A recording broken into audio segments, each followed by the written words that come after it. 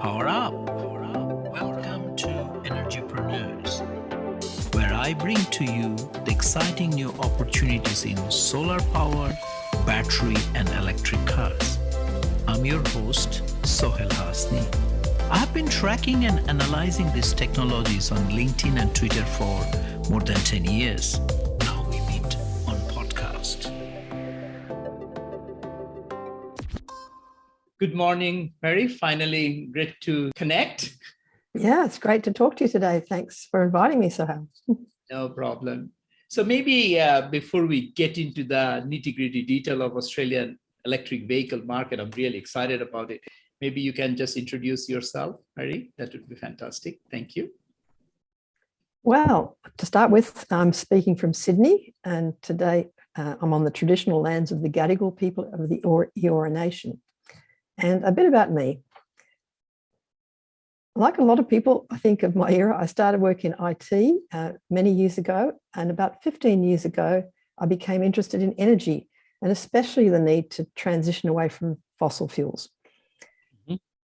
So I changed direction and I started working on advocating solar, wind, and hydropower. And then I started to see the importance of storing energy. So until middle of last year, I advocated for the uptake of energy storage solutions at the Energy Storage Alliance, which included advocating for low emissions transport, for EV charging infrastructure. And today I'm doing my own, I'm working on my own research. So I'm speaking today as myself, as an Aussie, not representing any particular company, but just as an interested Australian. Fantastic, thank you. Because the storage is such an essential piece in this new puzzle that we have been asked to solve called energy transition, no? Yes. Like South Australia last week had a record, right? This duck curve, right? Almost entire of the load profile got wiped out by rooftop solar. And now if you add storage, then it can wipe out gradually the entire load curve in many contexts, no? Yes, I mean, I think people say we often don't have enough, but we often have too much sun. We have a lot of resources in Australia: sun, wind, and water, and we're able to access more of that each year by the systems we're building, and storing that. That is essential to be able to managing our grid. We're going to be phasing out our coal-fired power stations. We have 19 at the moment, and they're all going out within the next 20, 25 years, hopefully sooner, but they are on their way out. We will not be using coal in some years forward, but we still have gas. So we still have a grid that is using fossil fuels, and the ability to store our variable renewable energy is essential to setting up the new grid. Yes, and storage is essential. Like many years ago, I remember reading a joke. Someone said, there is no point inventing a solar powered torchlight unless you have batteries. Well, I mean, I think the batteries are the key, but we have stationary batteries, and there's been a lot of work in Australia is very innovative in that. What we probably need to start doing is thinking about electric vehicles, because that transition is going to change the paradigm. We've been looking so far at fixed energy storage. Yeah, I mean, I think that's something I really want to understand a bit more as to what has happened in Australia with a battery, both in a storage situation or stationary situation rather.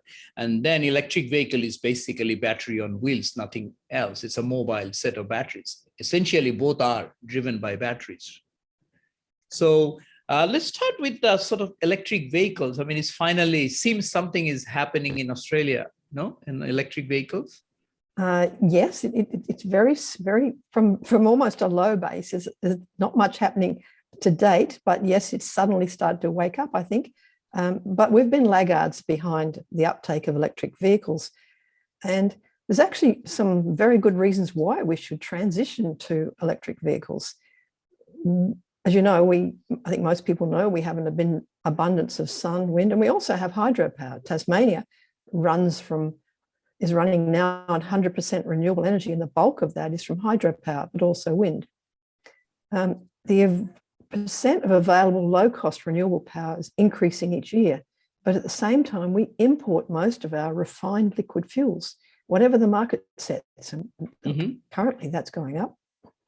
And the second reason is industry. Australia doesn't have a major car manufacturing industry. So all the vehicles, most of the vehicles we bring in are imported. We can choose what kind of car or van we would like to have. And although they're a little bit more expensive at this stage, they're not going to disrupt an existing industry. So we don't have that issue. And I guess the third thing is that we're an outdoors nation. Australians love our national parks and our beaches and our coral reefs, which we're starting to realise are all under threat.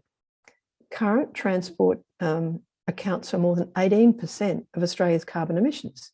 Going electric is a clear path for individuals and companies to make a big difference in reducing those emissions.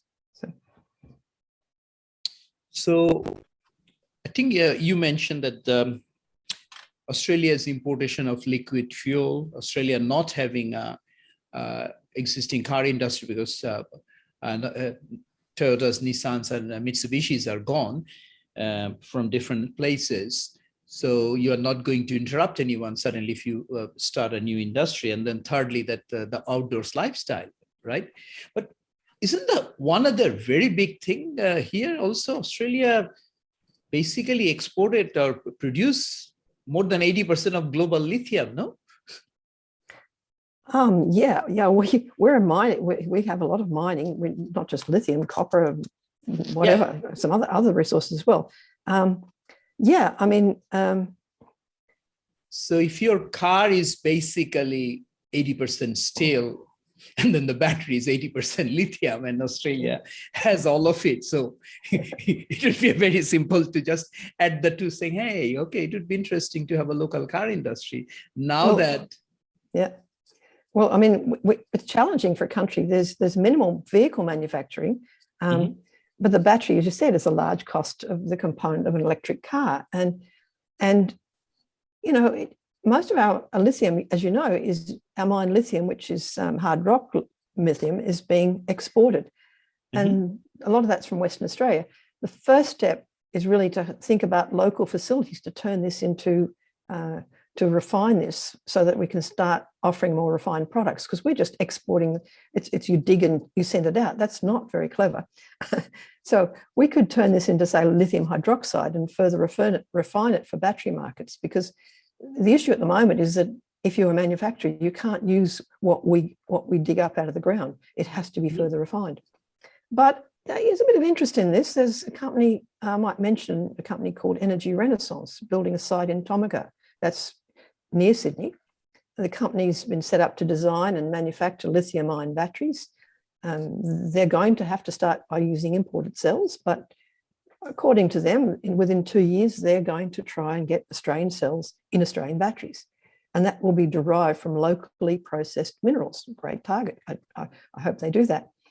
And they will be designed for two markets, the stationary market and mainly commercial, but otherwise for transport, for commercial vehicles, buses, trucks, and vehicles in mining. Most of the emphasis, I think, we do have some interest in vehicles, but they're generally in the commercial area in producing vehicles. Fantastic. What's the name of the company again? I missed out. Energy Renaissance. Okay, Energy Renaissance. Okay, I'll look them up. So they plan to manufacture battery cells in Australia within in next 2 years, right? Well, it's a good objective, but there's a lot of challenges to that. So of course. Yeah, I can't speak on their behalf, but I understand that's the case. Yes.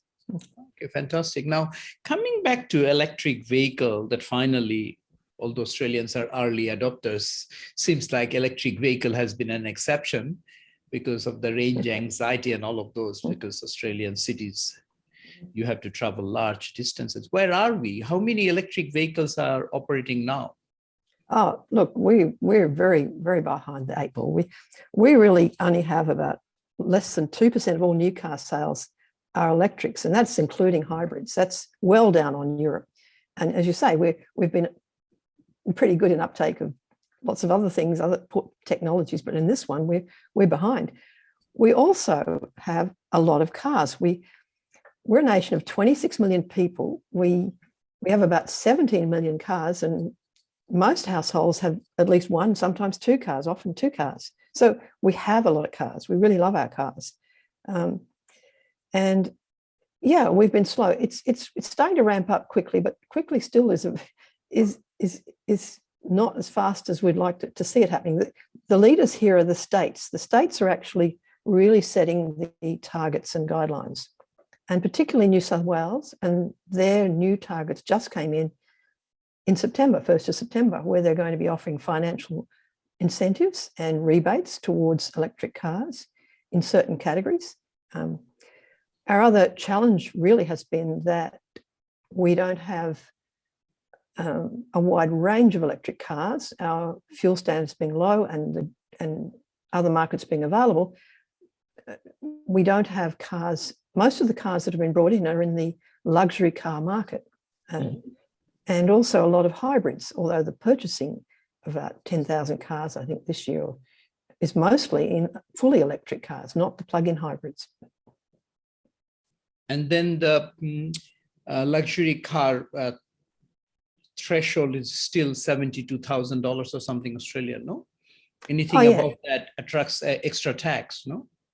Well, that's right. And I think the situation is that for a lot of families or even individuals, or people living on their own, young people, they want a car under 50,000. And at the moment, we just don't have any choices. Well, this is changing. It's going to change, and that's going to change the whole paradigm. So we're going to see some Chinese cars come in, and hopefully then some European cars as well.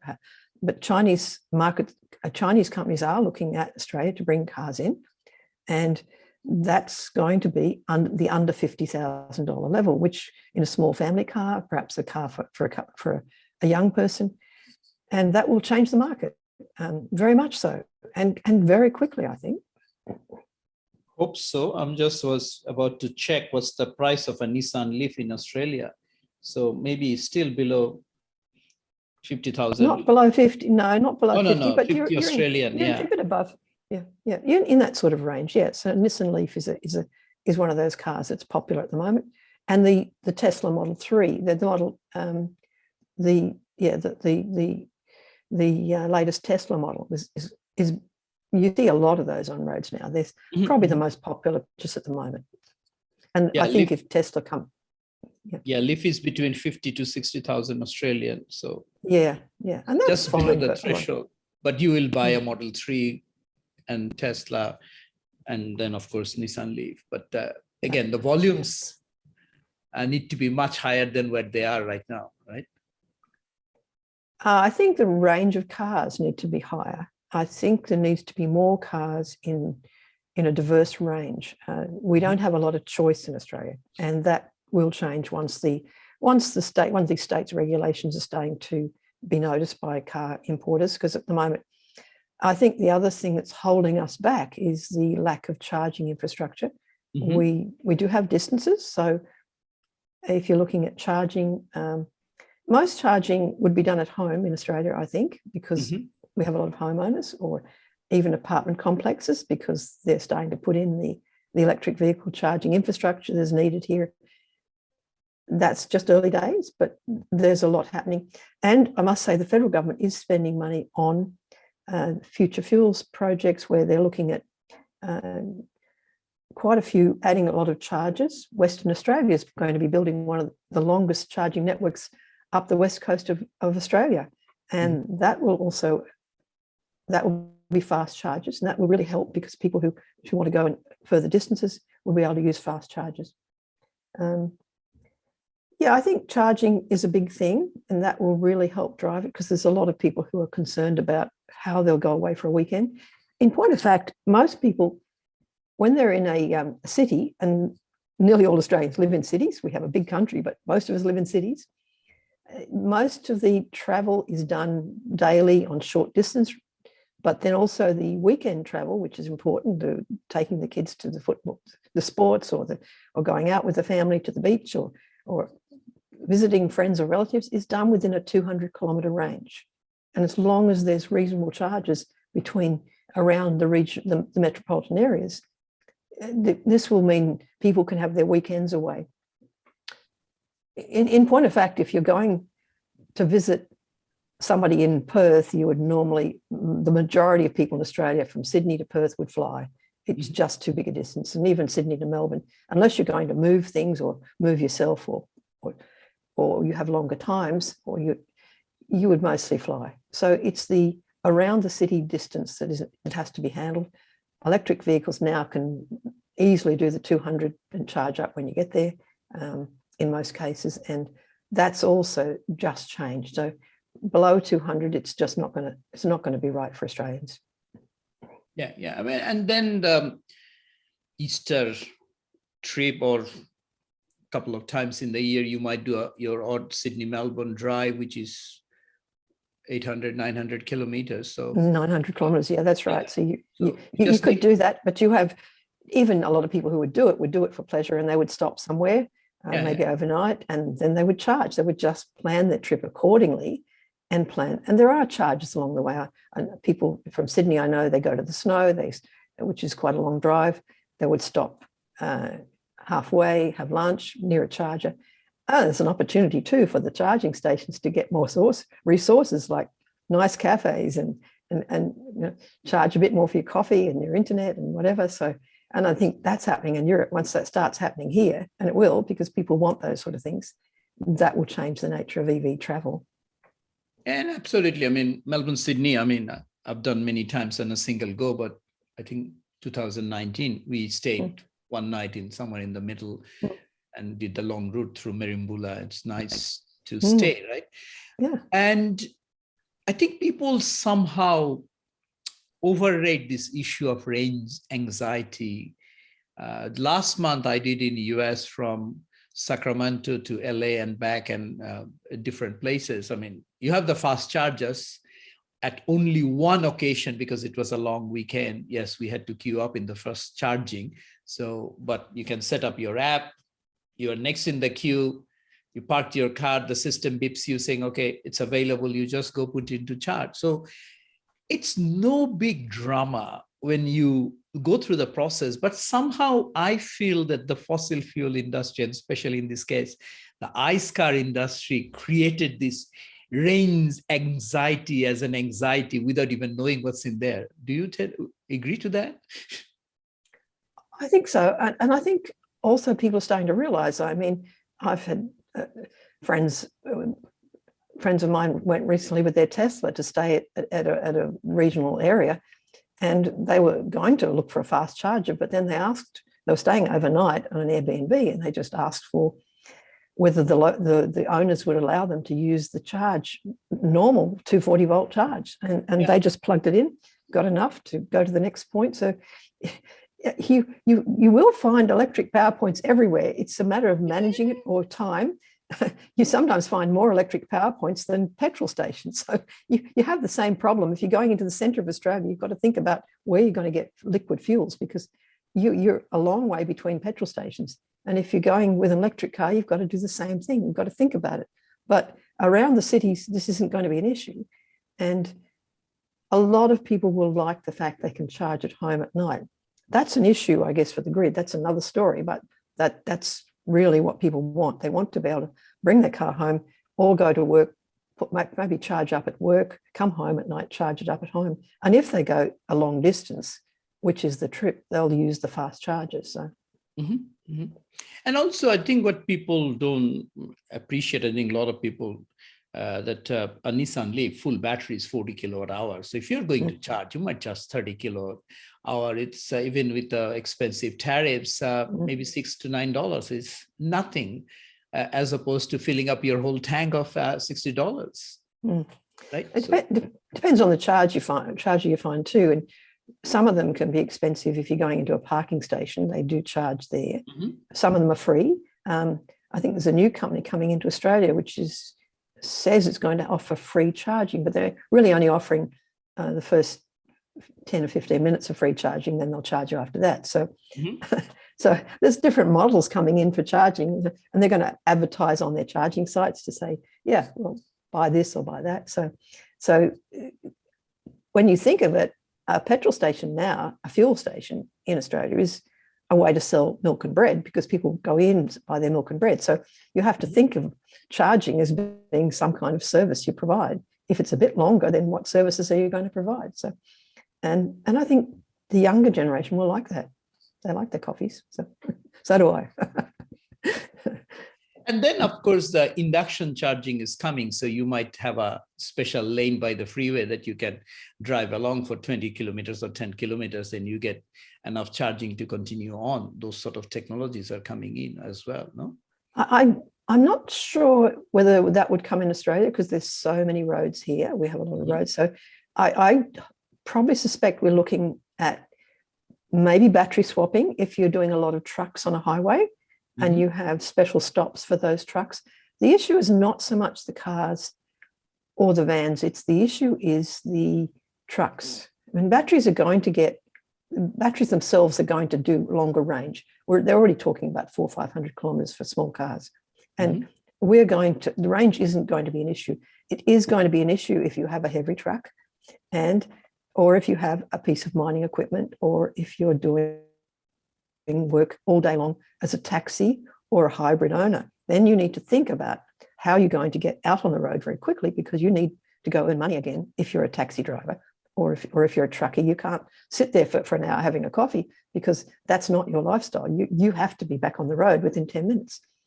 And I think that we're probably, and I guess this is just a sort of a projection on my part, there's no factual basis yet, but I think battery swapping in the short term, but also we are developing also hydrogen infrastructure for the commercial market.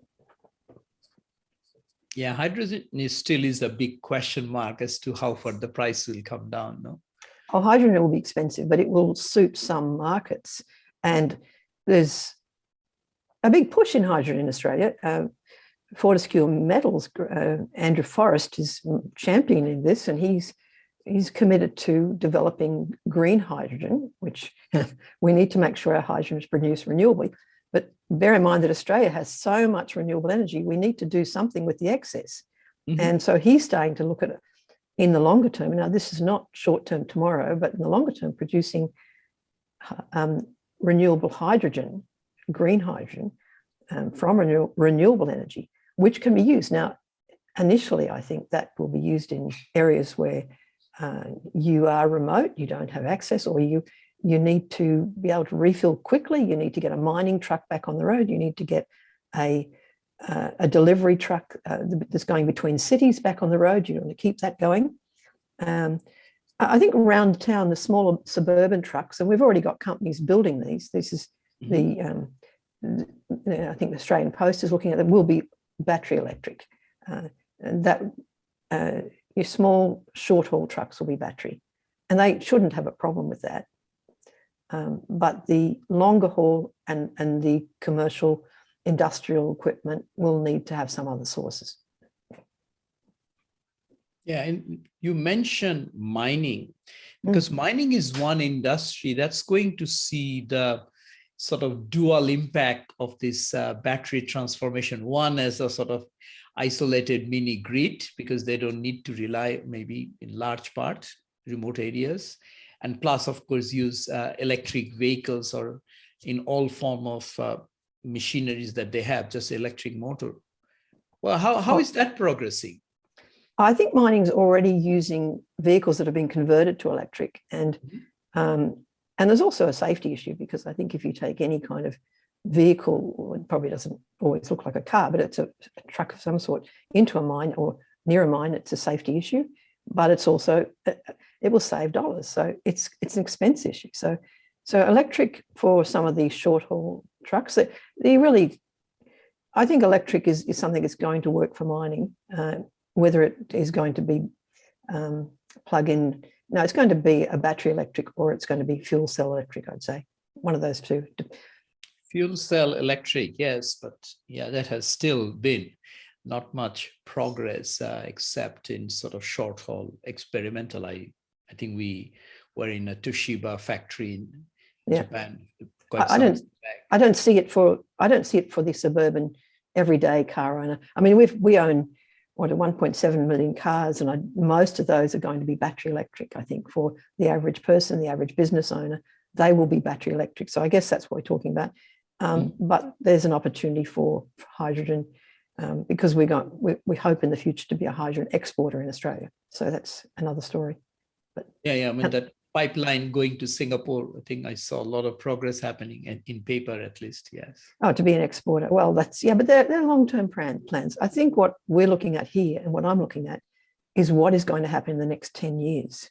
And how do we get from the very minimal under 2% of new cars to over, well, almost 50% of new cars being electric? And how long will that take? Some people say 5 years, some people say 10, but it will happen. We are going to make that transition. Australia has been known for sometimes holding back and then suddenly releasing it and saying, yes, okay, it's time now, we'll go. Let's go. Do you have a forecast number or on the Australian EV uptake by 2030, like many countries saying we go 100%? I know that the government doesn't have a specific mandate, but what is the industry feeling? How far will Australia go, say 2030, which is only less than 9 years away? I think we're hopeful if we can get to 50%, but there may be some incentives to bring that further, to make that quicker. But I think 50% would be reasonable by that time. That's 9 years, yes. Cars change. Most people keep a car in Australia between sort of, on average, about 10 years. So if people are not buying them, they're still going to have a lot of cars in 10 years that are working, that are usable. The ICE cars will still be there. So there'll be that transition. It may go quickly after that, and that would depend on whether there's been any goals set or whether there's a restriction on purchase of ICE cars. I think, though, if we could get to 50 to 60% in 2030, that would be excellent. And I think that's kind of where the states are looking at. As I say, we don't have any goals for the federal at the moment. We're hopeful that may come, but there isn't. We'll see. We're still waiting. Yeah, and if you listen to Tony Sebas of the world, or the people who see a huge uptake on autonomous vehicle, I mean, the number of cars on the road might significantly go down as well if people, younger generation, don't like to get a driver's license and autonomous self-driving cars are coming and Ubers become driverless. So that might have another impact in the next 10 years, one would hope, no? It might, but Australians love their cars. We do actually really like their cars. We are a very, I mean, we live in cities, but we live spread out. So it's hard to get well, I don't know, but I guess that will change. And it certainly won't change that much in the next 10 years because the people of the over 50 generation have grown up with cars. They love their own vehicle. And I don't see that changing too much for them. But yes, in cities, I think autonomous vehicles to move people around. Going into the city is hard these days. You have to, there's nowhere to park. There's places, we have plenty of cars. We can't go into the city. You can go a certain distance and then you've got to think about where you're going to put that vehicle because parking is your big issue. And yeah, and it's expensive to go into the city with a car. So I think inner city transport, around universities, around hospitals, autonomous vehicles would be fantastic. And I think that's already starting to happen. I think there's an experiment, there's a trial in Melbourne. I don't know that much about it, but I think there is of one autonomous tram going backwards and forwards. So yeah, I think there's that. Actually a car coming to you and picking you up. Yeah, it'd be nice, especially for disabled people, old people, perhaps deliveries. Whether that will reduce cars on the road, I doubt it. Because also for the aging population, disability and all that, as people are living longer. So I guess that will enable a certain level of lifestyle. Yes. If you get driven around, and also safety issue and the cost. I mean, if you have someone to come and pick you up, that the cost of that person is involved, right? I think it depends on the regulatory issues here too. I think a lot of countries have decided they're going to limit the ownership of cars, and I guess we could make it more, Australia could make it more expensive to own a car with more charges for maintaining the roads and things like that. So we currently pay a fuel excise through our liquid fuels, and there's been a bit of an argument whether we should charge EV owners who don't pay that fuel excise. Now, that goes to the federal government. So and there's a challenge in Victoria where they're trying to charge a fuel excise to or an equivalent of the fuel excise to electric vehicles. But that's been challenged. And people don't like to pay an extra tax. Why should I pay an extra tax? I've already buying an electric car, paying more for it and helping the environment, but then you're charging me more. So there's arguments both ways on that. I think overall, I think the cost of ownership of having your own vehicle, a big heavy duty thing that moves one person around most of the time, is probably going to change. But it's a slow change in Australia because we do like to go in a vehicle out for weekends. We like to be able to throw the beach toys and the dog and the family and grandma in with it, and off we go with the whole lot of us. And we want that being out there so we can pile it up, and then we take time taking it all out again. So it's a kind of tradition in Australia. So yeah, no, absolutely. And you have not mentioned fishing yet. So fishing. Where's the fishing rod going to go? How are you going to take the smelly fish if you're going in the car somewhere that you don't know what the size is, and you can take your own esky in your own car? So that's going to take a while. That will still be there for a while. Yeah, because I remember we used to do 300-400 kilometers in the morning to catch fish in the.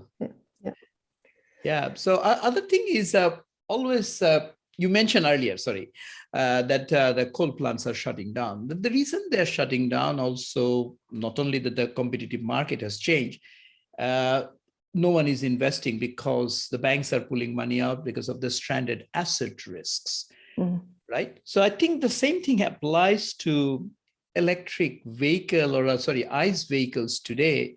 If an average Australian keeps a car for 10 years and you are planning to buy a car in the next 3 years, you have to think when you're trying to sell that car, there may not be anyone to buy that car because operating in your ICE will cost 5 times more than your electric vehicle. And by the time you'll have a rooftop solar, so your car will be free. So that's also something people need to think about, buying an electric car, that you may not be able to sell that car when you are ready to sell, no? I think that's happening. And I think that's a hesitancy at the moment where people are saying, okay, if I buy a new car, what's it going to be worth? Is it, what's it going to do for me in 10 years? But on the other hand, they're not quite ready to buy an electric car. So there's this holding back. I think it's, there are those people who want a certain model. We don't have pickup trucks in Australia. Now they're popular, and I think the Rivian in the US is a car that might come to Australia. I don't know. And I know that the Tesla has the Cybertruck. These are popular style cars. It depends on the type of car you want. Not everybody wants a Tesla or a Nissan. So if you're a person working on building sites and you go out to those sites, you need a car that is pretty robust. If you need a car that, you take fishing every weekend, you need a car that's fairly robust. So you also with an electric car have the ability to charge tools. So if you give that person a new electric car that can also charge their tools, and they're saying, okay, well, that's a bonus, I can have that. Then they start to see it as a better car for themselves, and they look at that as an option, and that makes a difference. So I think that opening that market up will also make other people more aware, because people will be driving them in those markets. They'll be prepared to spend the money in that market too, because it is a semi-work car. Yeah, I mean, I'll pass that. I hope Greg McGarvey, who I interviewed last week of Ace Electric Vehicle, I think he's trying to make the typical Australian youth. Yes. So I think that would be fantastic for him. So this is a good idea to make ability to charge anything and everything, every tools that is out there through your car, no? Well, Greg, he's got Ace EV, and he's doing a smaller version of the Rivian and everything. Well, I can't know if it's called a version of the Rivian, but it's a smaller commercial vehicle, which will suit a tradie in a city. So a plumber, a bricklayer, somebody doing electrical work could throw their tools in, and yes, they could. Those cars will be available. He's actually assembling them in South Australia, so it's a new it's one of these new innovative industries which is coming up in Australia. We have a couple. There's Sia Electric is a company that has been Victoria, or started in Victoria. It's now going global, and they were making proprietary electric bases for the trucks and a variation on trucks or short haul equipment. So in a larger capacity, and they're doing very well out of that too. But their market is limited in Australia, so they're going further to other countries. I guess the real innovation here, if we're talking innovation, is a company called Tritium, and you've come across them, no doubt. Tritium is an Australian company which has innovations in electric vehicle fast charging units. So, and these chargers have been built, they've been putting in Australia, and they're selling them in around the world now. And these are very innovative chargers, and they have a great capacity to charge very quickly.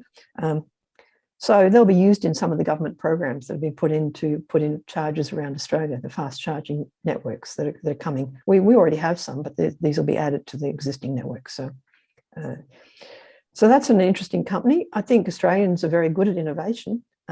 Perhaps manufacture's the other thing. We have high wages, and manufacturing in Australia is a big challenge because of our wages, and unless you go into a lot of automation, I don't see us as becoming a large manufacturer of standard vehicles. We're kind of probably more likely to be a manufacturer of niche vehicles, say for mining, for whatever, or for transport.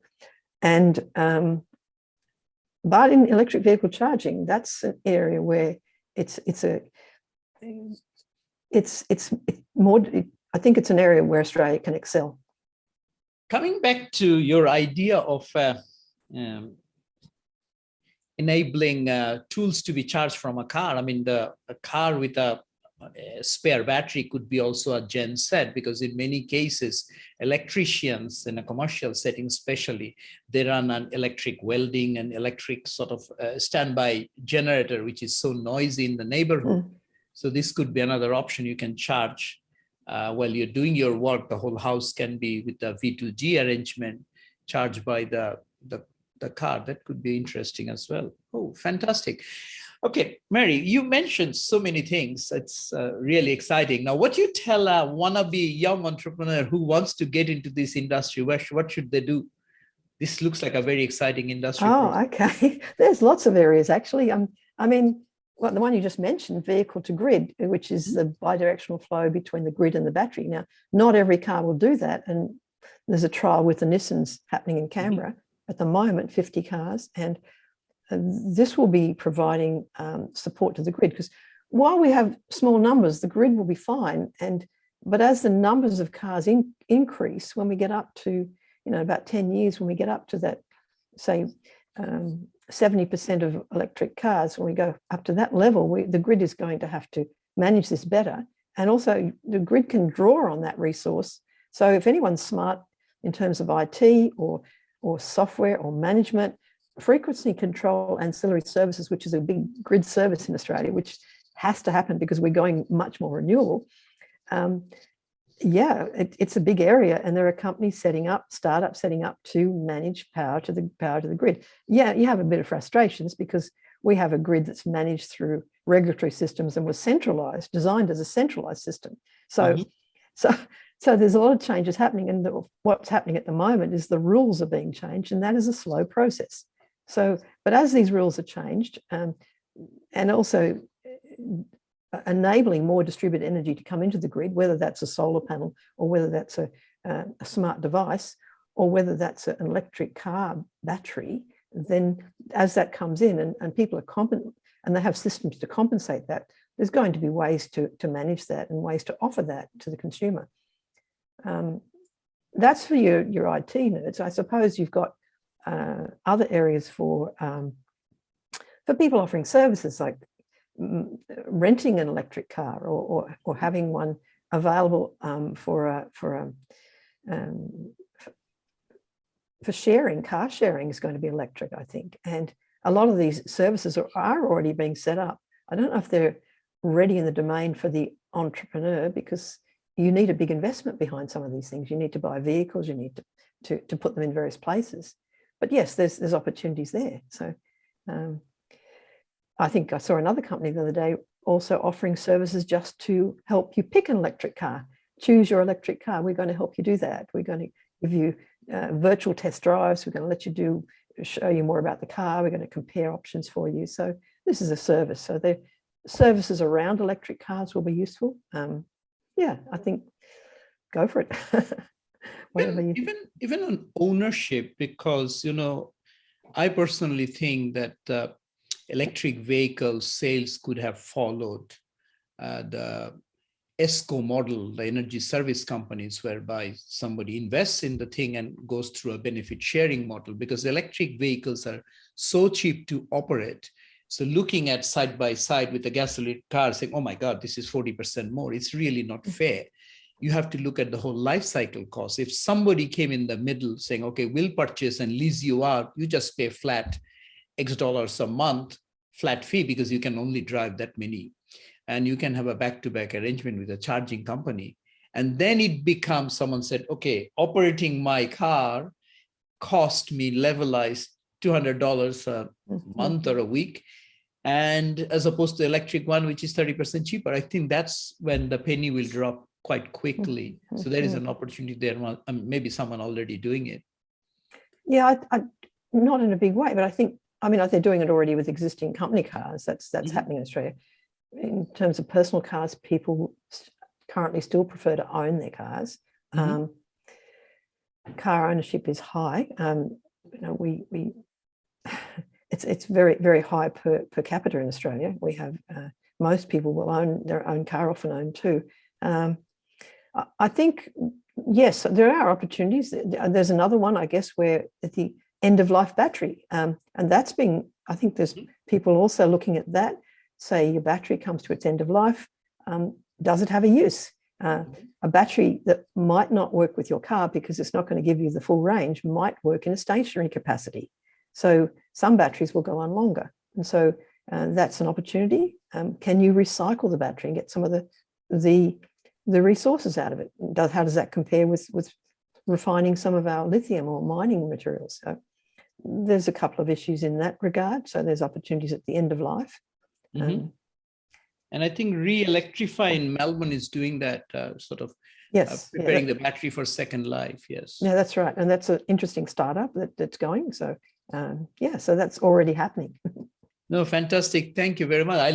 We can continue on and on. This is a very exciting topic. I think we have almost done 45 odd minutes. I just want to ask one last question, though. The climate change, a lot of people sort of early deniers and people were really switched on.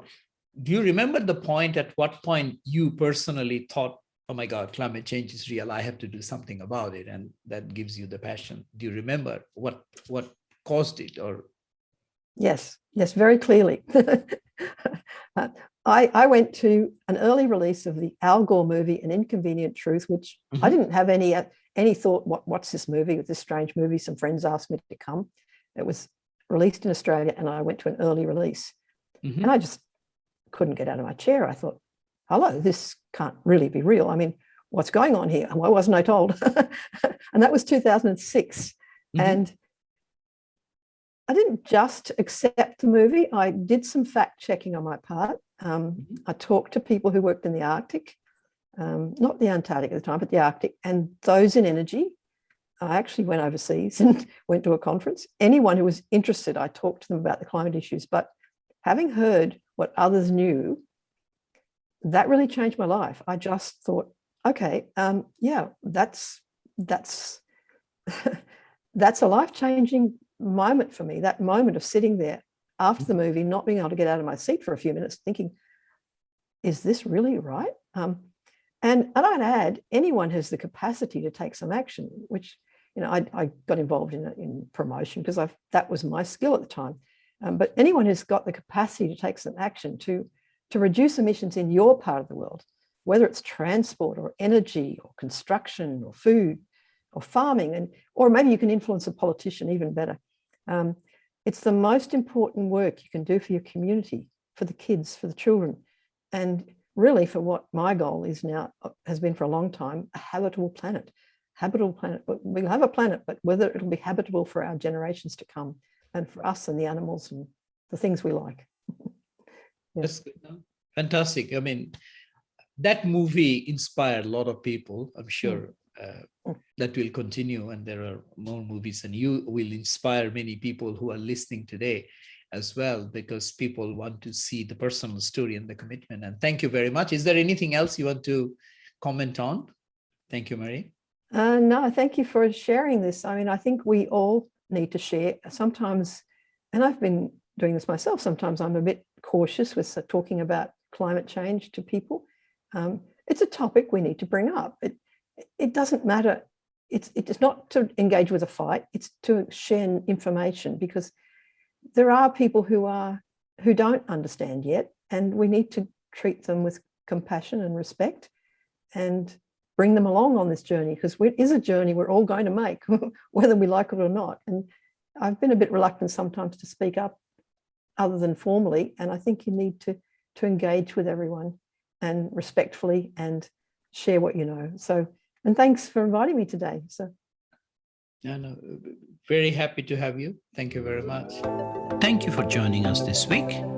If you haven't done so yet, subscribe to our show. Also, leave your comments and review if you enjoyed today's episode. Follow me on LinkedIn and Twitter at @shasni for updates. That's SHASNIE. Once again, this has been Energypreneurs, connecting you to the innovative opportunities in solar power, batteries, and electric vehicles. Stay tuned.